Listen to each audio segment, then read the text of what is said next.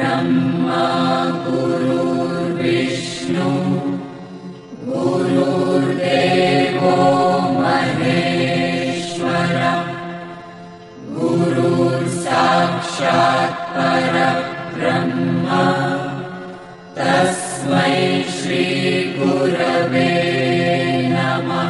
गुरुर्ब्रह्मा गुरुर्विष्णु गुरुर्देवो महेश्वर गुरुर्साक्षात् परब्रह्म तस्मै श्री गुरवे नमः। गुरुर्ब्रह्मा गुरुर्विष्णु गुरुर्देवो महेश्वर गुरुर्साक्षात्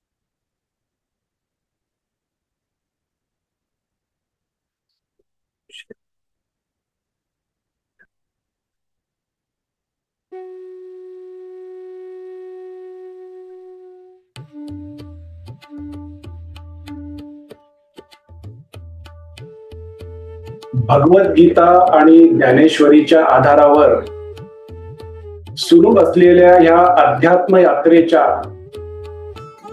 19व्या टप्प्यावर 19व्या भागात 19व्या प्रवचन पुष्पात सहभागी झालेले माझे सर्व सहप्रवासी साधक बंधू भगिनी मातांनो, आपल्या हृदयात सदैव उपस्थित आणि उपलब्ध असणाऱ्या भगवंतास गुरुतत्वास साष्टांग नमस्कार।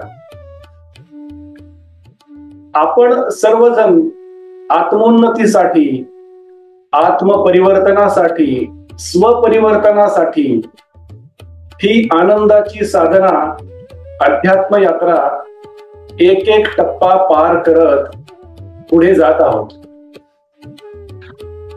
अध्यात्म यात्रेच्या प्रत्येक टप्प्यावर आपण संपूर्ण चित्तशुद्धी आणि परमानंदाची ओळख करून घेऊन त्या आनंदामध्ये नित्य स्थिर होण्याचा प्रयत्न करत आहोत। ही अध्यात्म यात्रा, आनंदाची साधना आपण भगवंताच्या इच्छेने, गुरूंच्या कृपेने आणि आई वडिलांच्या भक्कम आशीर्वादाच्या आधारानेच करत आहोत। ह्या अध्यात्म यात्रेचा, आनंद साधनेचा प्रामाणिक, अतिशुद्ध, अतिपवित्र उद्देश म्हणजे आपला समर्पण भाव भगवंताच्या प्रती, आपल्या सद्गुरूंच्या प्रती स्थिर व्हावा। जीवनाच्या 5 स्तरावर भौतिक, मानसिक, भावनिक, बौद्धिक आणि आध्यात्मिक स्तरावर एक समान प्रगती, उन्नती करावी। जीवन अंतर्बाह्य आनंदी, समाधानी, शांत, स्थिर, प्रसन्न, प्रेमळ, करुणामयी, विवेकी, विनम्र व निरोगी करावे।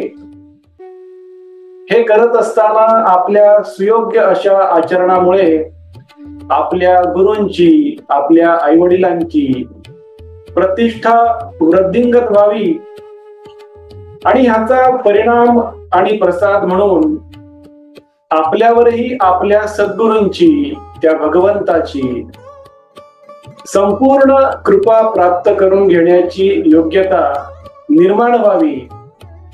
हाच या प्रवचन मालिकेचा, अध्यात्म यात्रेचा, आनंद साधनेचा प्रामाणिक, अतिशुद्ध, अतिपवित्र उद्देश आहे।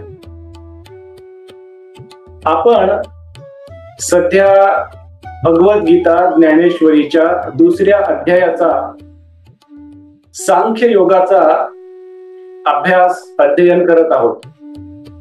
हे अध्ययन करत असताना मागील प्रवचन पुष्पात, 18व्या प्रवचन पुष्पात आपण समजून घेतले की मनुष्य कर्तव्य न करण्याच्या कारणांनाच सत्य मानून कसा जगत असतो आणि अशा कर्तव्य चुकार मनुष्याच्या जीवनामध्ये जेव्हा सद्गुरूंचा प्रवेश होतो, गुरूंचा प्रवेश होतो, तेव्हा आपले सद्गुरू आपल्यावर कशा प्रकारे कृपा करण्याची सुरुवात करतात, प्रारंभ करतात, हे आपण मागील भागात भगवान श्रीकृष्ण आणि संत ज्ञानेश्वर माऊलींच्या कृपेने गीता ज्ञानेश्वरीच्या माध्यमातून समजून घेतले.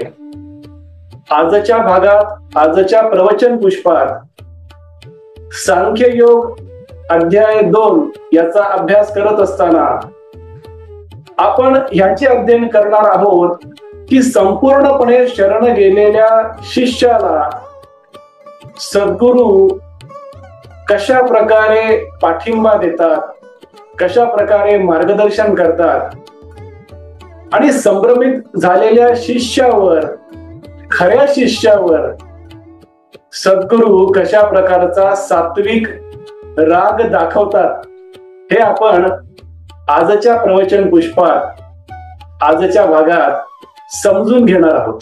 कुरुक्षेत्राच्या पवित्र युद्धभूमीवर भगवान श्रीकृष्ण आणि अर्जुन गुरु शिष्याचा सुसंवाद सुरू आहे.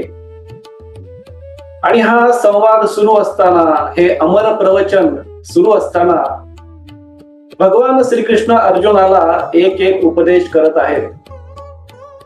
अर्जुन भगवान श्रीकृष्णांना संपूर्ण शरण गेलेला आहे आणि विनवणी करतो आहे की गुरुराया, मला काहीच माहिती नाही हो, मला तुम्हीच मार्गदर्शन करा, माझी चूक तुम्हीच सुधारा. अशा प्रकारची कळवळून विनंती, विनवणी, डोळ्यात अश्रू आणून आपल्या गुरूंना लोटांगण घालून अर्जुन कुरुक्षेत्राच्या युद्धभूमीवर विनवणी करत आहे. संत ज्ञानेश्वर माऊली ह्या परिस्थितीचे फार सुंदर वर्णन करतात. ह्या गुरु शिष्याचे जे काही संवाद चालू आहे याचे वर्णन संत ज्ञानेश्वर माऊली ह्याप्रमाणे करतात की जसं एखाद्या जंगलामध्ये एक व्यक्ती जातो आणि त्या जंगलामध्ये गेल्यानंतर त्या व्यक्तीला एक साप चावतो. साप चावल्यामुळे त्या सापाचे विष त्या मनुष्याच्या शरीरामध्ये सर्वत्र पसरत असते. पण ते पसरत असतानाच त्या ठिकाणी एक जाणकार व्यक्ती त्या जंगलामध्ये येतो. तो जाणकार व्यक्ती, तो ज्ञानी व्यक्ती साप चावलेल्या मनुष्याचे विष हळूहळू त्याच्या शरीरातून बाहेर काढतो आणि त्याला परत एकदा जीवनदान देतो.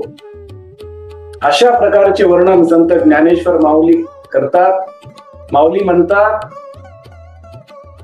ह्या सृष्टीच्या जंगलामध्ये, कुरुक्षेत्राच्या जंगलामध्ये, युद्धभूमीच्या जंगलामध्ये हरवलेल्या अर्जुनाला अंधकाराचा साप चावतो आणि ते चावल्यामुळे अज्ञानाचे विष त्याच्या शरीरामध्ये सर्वत्र पसरत असते. पण एक जाणकार सत्पुरुष, एक ज्ञानी सत्पुरुष त्या कुरुक्षेत्र नावाच्या जंगलामध्ये येतात. त्यांचे नाव भगवान श्रीकृष्ण, जे गुरु म्हणून त्या ठिकाणी महातेजस्वी रथामध्ये उपस्थित असतात. आणि हे गुरु हळूहळू करून अर्जुनाला दिव्य ज्ञानाचे परमामृत पाजवायला सुरुवात करतात. एक एक थेंबाचे सेवन अर्जुनाला करायला सांगतात आणि ह्या दिव्य ज्ञानाच्या आधारे अज्ञानाचे विष जे अर्जुनाच्या मनामध्ये, बुद्धीमध्ये सर्वत्र पसरले आहे, ते काढण्याचा प्रयत्न सद्गुरु श्रीकृष्ण त्यांच्या शिष्याचे करतात. सद्गुरूंना संत ज्ञानेश्वर माऊलींनी त्या मनुष्याचे मित्र म्हणजे अर्जुनाचे मित्र म्हणून तर सांगितलेलेच आहे. पण माऊली इतकी गोड भाषा बोलतात की ते म्हणतात की सद्गुरू हे सर्पमित्र देखील आहेत. ज्ञानाचे जसे मित्र आहेत तसे ते अज्ञानाचेही मित्र आहेत. कारण अज्ञानाची मैत्री केल्याशिवाय ज्ञानाची मैत्री करताच येणार नाही, असे संत ज्ञानेश्वर माऊली नम्रपणे ज्ञानेश्वरीमध्ये सांगतात. माऊली म्हणतात की आपल्या प्रेमाने, आपुलकीने, करुणेने भगवान श्रीकृष्ण, गुरु श्रीकृष्ण अर्जुनावर संरक्षणाचा वर्षाव करतात. कुरुक्षेत्राच्या युद्धभूमीवर सुद्धा गुरु श्रीकृष्ण, भगवान श्रीकृष्ण अर्जुनाला आत्मपरिवर्तन करण्याची सुविधा निर्माण करतात, संधी निर्माण करतात, सौभाग्य निर्माण करतात. सद्गुरु कृष्ण आपल्या शिष्याला, आपल्या अर्जुनाला दुःखातून परमानंदामध्ये नेण्याचा प्रयत्न करतात. संत ज्ञानेश्वर माऊली परत एकदा एक सुंदर उदाहरण देतात. ज्याप्रमाणे एक प्रेमळ आई आपल्या तान्हुल्या बाळाला मांडीवर बसवते आणि एक एक घास भरवत असते, त्याप्रमाणे भगवान श्रीकृष्ण अर्जुनाला परमामृताचा, दिव्य ज्ञानाचा एक एक थेंब प्रेमाने सेवन करण्यास देतात आणि अर्जुनाला निराश मानसिकतेतून, शक्तिहीन मानसिकतेतून, ऊर्जाहीन मानसिकतेतून परमानंदाकडे, स्थिरतेकडे, शांततेकडे, स्वस्थतेकडे नेण्याचा प्रयत्न करतात, असे संत ज्ञानेश्वर माऊली म्हणतात. माऊली म्हणतात की अशा परमामृताचा, दिव्य ज्ञानाचा एक एक थेंब सेवन करून अर्जुनामध्ये सद्बुद्धीचा अंकुर फुटतो. या सद्बुद्धीच्या अंकुरामुळे अर्जुनाच्या मनामध्ये सद्विचार येतात, त्याची वाणी शुद्ध हळूहळू व्हायला सुरुवात होते आणि तो सद्विचारांकडे, योग्य विचारांकडे हळूहळू वळण्याचा प्रयत्न युद्धभूमीवरच करणार आहे, असे संत ज्ञानेश्वर माऊली म्हणतात. संत ज्ञानेश्वर माऊली अजून एक सुंदर उपमा देतात. ह्या गुरु शिष्याचे संवादाचे वर्णन करताना माऊली म्हणतात, ज्याप्रमाणे एखादा सूर्याचे तेज ढगामुळे झाकलेले असते, पण त्या ठिकाणी वायू येतो, हवा येते. तो वायू, ती हवा इतकी जोरात येते की सूर्याचे लपलेले तेज दूर करते, ढगांना दूर सारते. या उपमेमध्ये जर ढग कोणी असेल तर ते अज्ञानाचे ढग आहेत. सूर्य जर कोणी असेल तर तो अर्जुन आहे. प्रत्येक शिष्य हा सूर्य आहे. आणि जर वायू कोणी असेल, हवा कोणी असेल तर ते म्हणजे सद्गुरु आहे. सद्गुरूंचा प्रवेश जेव्हा एखाद्या शिष्याच्या जीवनामध्ये होतो तेव्हा अज्ञान रूपी ढग वायू रूपी सद्गुरु दूर करतात आणि आपल्या शिष्याचे तेज म्हणजे सद्बुद्धी त्याच्या जीवनामध्ये आणतात आणि सद्विचार, सदउच्चार, शुद्ध वाणी आणि सदाचार रूपी किरणे त्या शिष्याच्या जीवनामध्ये पसरवतात. अशा प्रकारची कृपा सद्गुरु नित्य करत असतात.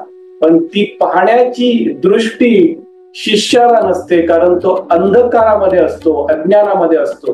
आणि तोच अंधकार, तोच अज्ञान सद्गुरु त्यांच्या कृपेने दूर करतात. असे संत ज्ञानेश्वर माऊली ज्ञानेश्वरीमध्ये सुंदर वर्णन करतात. कुरुक्षेत्राच्या युद्धभूमीवर परत अर्जुन त्याच्या गुरुला, भगवान श्रीकृष्णांना विनवणी करतो की भगवंता, अहो गुरुराया, मला सतत मार्गदर्शन करा. मला तुमचे मार्गदर्शन हवे आहे ओ गुरुराया. मला या कोंडीतून बाहेर काढा. मला माझी शक्ती, मला माझी ऊर्जा, मला माझी सद्बुद्धी तुम्ही परत देत आहात. पण ही सद्बुद्धी नित्य टिकावी अशी कृपा करा, मला सतत मार्गदर्शन करा हो गुरुराया.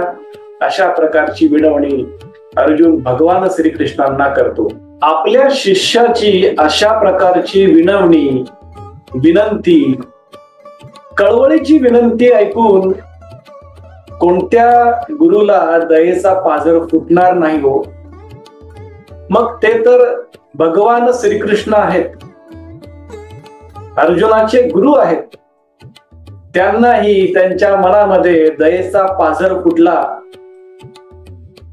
पण संत ज्ञानेश्वर माऊली भगवान श्रीकृष्णाच्या मनाचे वर्णनही फार सुंदर रूपाने ज्ञानेश्वरीमध्ये करतात.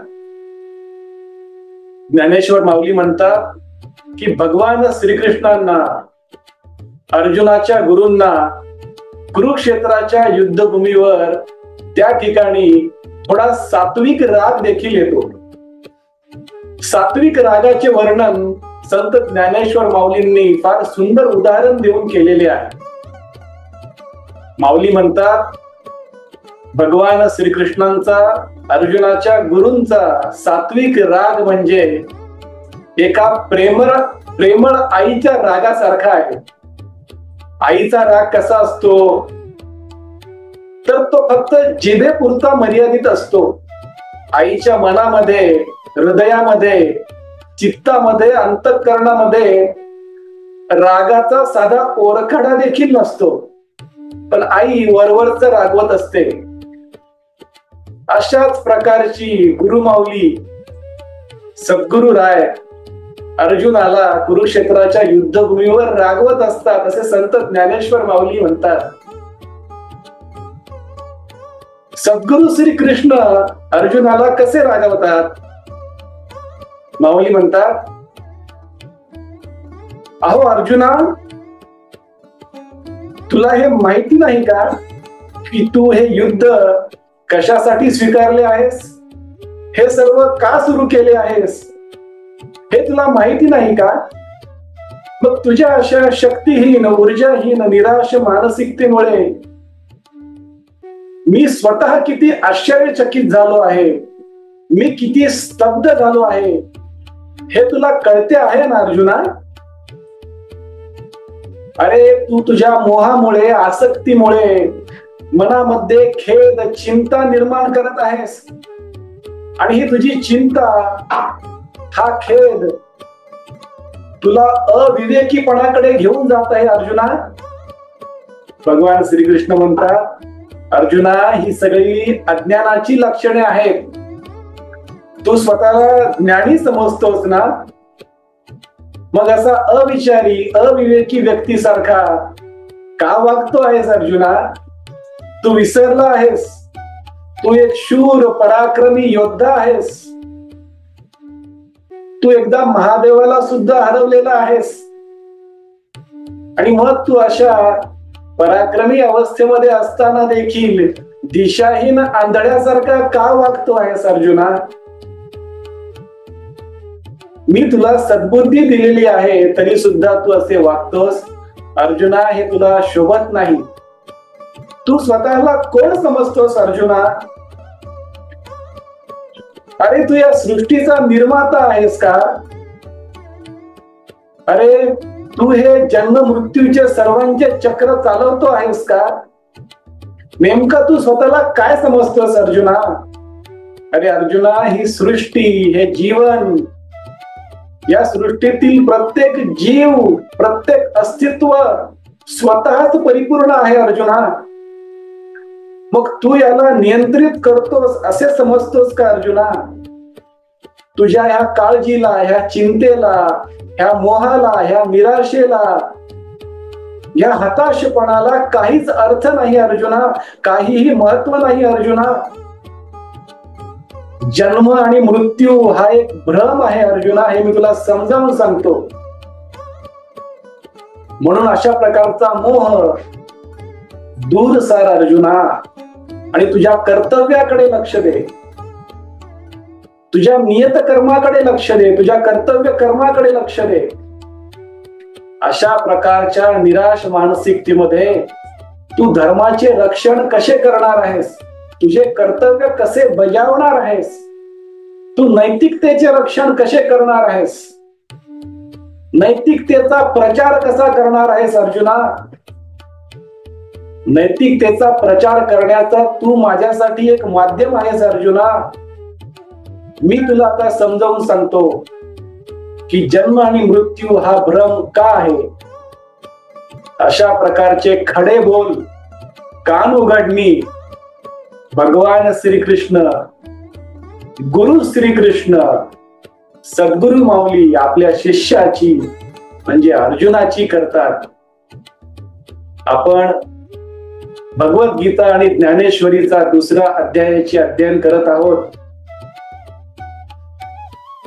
पुढील भागामध्ये आपण ज्ञानी व धैर्यवान मनुष्य कसा असतो याचे अध्ययन करणार आहोत. भगवान श्रीकृष्ण अर्जुनाला समजावून सांगणार आहेत की अर्जुना, ज्ञानी आणि धैर्यवान व्यक्ती कसा असतो, तू कसा आहेस, कसा असला पाहिजेस.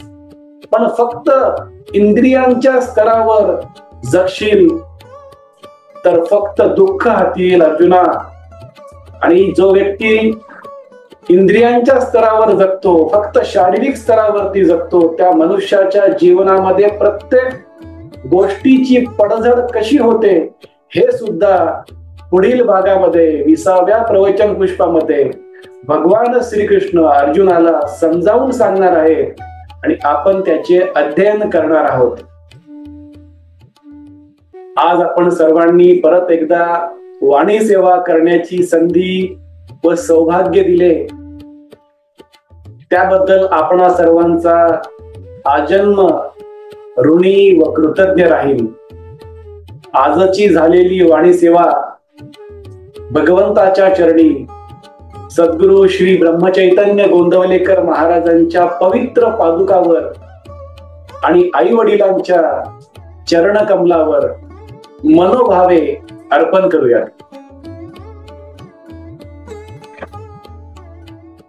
हरे राम राम राम हरे हरे, हरे कृष्ण कृष्ण कृष्ण हरे हरे, हरे राम राम राम हरे हरे, हरे कृष्ण कृष्ण कृष्ण हरे हरे. सद्गुरुनाथ महाराज की जय.